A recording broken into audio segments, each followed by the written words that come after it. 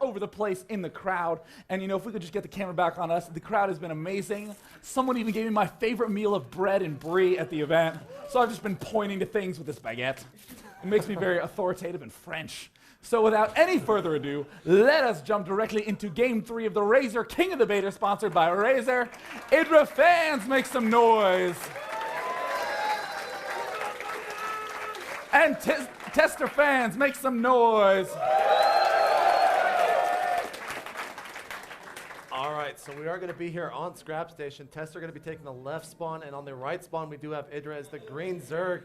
Now, Scrap Station, PVZ, I'm really unsure. Do you usually see fast expands on this map? I mean, there's a variety.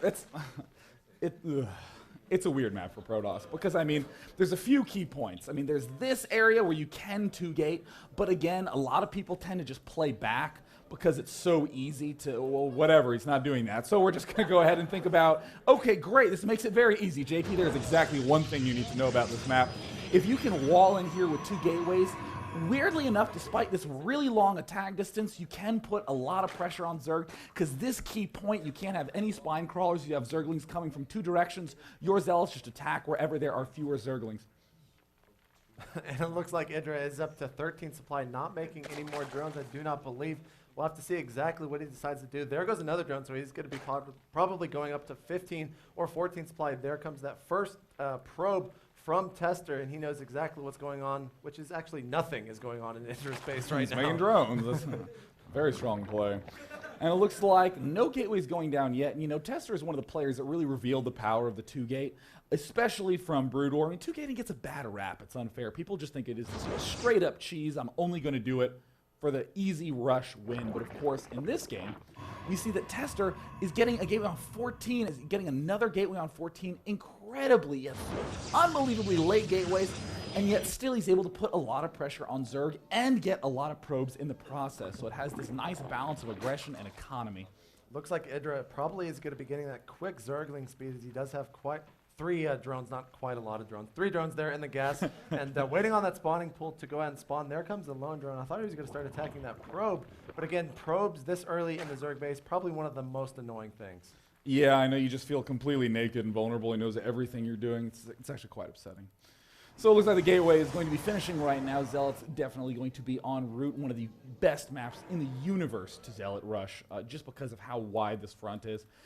I mean, Tester could have walled him in with cannons and made like 5 pylons to block him in and built a cannon. Felt pretty cool, but you know, Zealot Rush is going to be effective enough. 1 queen coming out and Zergling speed out as well. I really like this choice on this map because Idra can counter abuse Tester on this map's openness.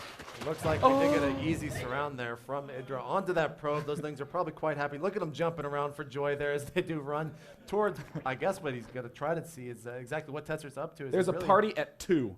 That's actually the number 2 underneath there, and that'd be really funny if the Zerglings didn't block. Yeah, party at 2. In retrospect, ha, ha, ha. So we have these Zealots continuing to be rallied. This is a weird spot for Tester to be in because even though he wanted to initially put pressure on his opponent, now he's just making Zealots for the sake of defending these gateways. Expansion going down for Idra. Very proactive about knocking down these destructible rocks. He wants as many avenues of attack as possible early on. Yeah, there goes that probe. Are we going to see, he's saving up. Looks like we might see a fast expand from the Protoss player. He does have about 5 Zealots on the map. That Overlord might see that Nexus as it has gone down at the natural expansion, but he is pushing out with these Zealots, doing a little bit of an early aggression. And it looks like Idra is about to see that expansion. Nothing surprising there. Ooh, good new voiceover artist on that queen. Always happy to hear that. Looks like Zergling's continuing to wail away on these destructible rocks. Expansion almost done for Idra. Second queen getting ready to pop out. And as usual, just sending it right on time. Look at that. Already getting in place. 25 energy, not quite yet. Ooh, poor Zealots. These Zerglings are getting in good position. They want to snipe any Zealot that pops out of here. Going to get some free hits. Again, you got to make Zealots just to be able to defend these gateways. And Idra just going for it. He's going to be surrounding, and there really is not that much that Tester can do unless he saves it from Chrono Boost, and he did. And he's going to be able to surround these, though. So Idra looks like he's going to be able to get the early advantage.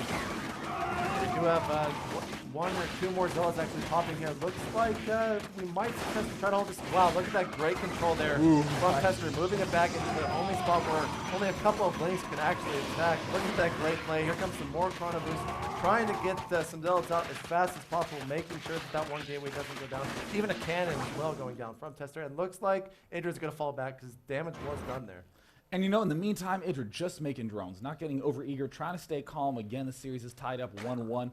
Wants to make sure he goes into these games playing solid. It's Scrap Station, Macro's king. Want to make sure you just get the drones up and play calmly. And we do have a really early forge there from Tester. He has not started doing any upgrades yet. He is sitting about 100 right now. But we do have that cannon there, and here comes the Cybernex core. That is going to be quite late, but he did have some early pressure there. And how much damage has Idra actually done to that destructible rocket? He's still chipping away, and looks like it's about to go down. And nope. He got tired. Yeah, he got tired, I guess. He wore out, because it looks like, you know, this is another great example of two-gating from Tester. Even after he's lost 6, 7, 8 Zealots to that initial Zergling push, you can still find these cute little times to be aggressive again. So now Idra having to halt all drone protection, worry about making a bunch of Zerglings for defense. Now this is a little overbold, I'm not gonna lie. A lot of these Zerglings can just completely overrun this. Queen getting involved in the fray as well. And it looks like he's just going to the back of the base. Oh god. Trying to get in a good position, but just getting taken down pretty quickly. Yeah, really, that attack didn't do too much. I thought he was going to go for a try to surround that queen against those 4 Zealots, but it looks like he didn't do any of the above. And now Tester is going to be getting that research of the warp gate. Looks like those are more gateways. So yeah, 4 gates, or 5 gates I should say, because that's the correct number of gates going down here for Tester right now. Looks like, yes indeed, +1 coming out. Zealots will kill Zerglings in 2 hits instead of 3. Very, very easy way to make those Zealots go from, you know, kind of an okay unit early on to just very, very powerful pushing against these Zerglings. So this is going to be a lot of pressure for Tester, but, you know, given this placement, okay, he can barely see those Zerglings. That is so close. Sometimes players place this just one too far away, and it ends up being that they have to look at the destructible rocks to know if it's going down. But look at this. Here comes one cannon, going to be able to throw that down just in time. Warp gate's almost finished. Oh no, Sentry's on the wrong side. Whoopsie daisies. A lot of drones being made for Idra. Look at the drone saturation at the expansion. Look at the drone saturation in the main. Has not yet done anything with it. Going to be, oh, a Spire. Uh-oh. It's going to be real hard for Tester to deal with this. And look at this. He's just walling himself into the gateways. That's pretty smart there from the Protoss player. Looks like those destructible rocks are going to fall, but it's not going to do too much when you have 2 gateways going down as well as a cannon there behind them. Yeah, and I mean, this is so smart because if you have all the warp gates and you were wanting to push down this middle path anyways, perfect way to defend everything. Idra going to knock him down because he can eventually push with Hydralisk. Looks like Idra's also taking this hatchery in the bottom left, and ooh, I like this play, taking down these destructible debris. If he took that as a 4th, or as a 4, apparently it's labeled for commentary purposes, if he took that as his 4th, I think that'd be very clever. You know, you kind of autopilot and just go, that is the next base I'm going to take. But Idra doing a very nice expanding pattern. The Sentry is just saying, please leave me alone. Casting their Hermit spell to just live at the north end of the Zelnaga Watchtower. Uh-oh, getting surrounded, and just please leave me alone. Please. Wow, that was some great force build there from Tester. Looks like that unit is actually stuck inside that one force build. Wow, did he actually take out all those lings with only 2 sentries or 3 sentries? He's fine. He's got this, dude.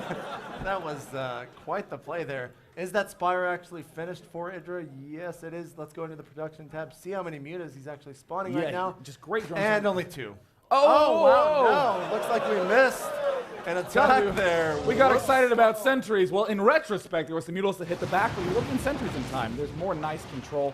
And you know, Mutalisks are not the same unit that they were in Brood War, but of course still very potent nonetheless, easy to pick off any surrounding units that are just a little bit astray. And of course getting the +2, getting as many upgrades as he can. Twilight Council down. Blink finished as well. Excellent anti-air unit mix. And we do have Idra kind of just doing as much harass, taking map control, you could say, here with these mutas. That is quite a lot of mutas. But that is also quite a lot of stalkers, and Idra is a little bit scared there as more stalkers warp in. He's going to probably retreat. Yes, he is retreating there. Going back to base, trying to figure out exactly what his next attack will be. And right now, I mean, both players are probably just going to start playing passive and kind of just working on tech and also getting upgrades. It looks like that blink is done, though, and given this position, I wouldn't be surprised if Tester started to blink into the center alley. Thank you, Tester. So we do have that gold expansion up for Idra, the Automaton 2000, ready to observe. That creep is spreading actively towards it, and yeah, got such a clever fourth base to take there at the bottom. But here comes some Stalkers with the blink. Not really that many support units, just trying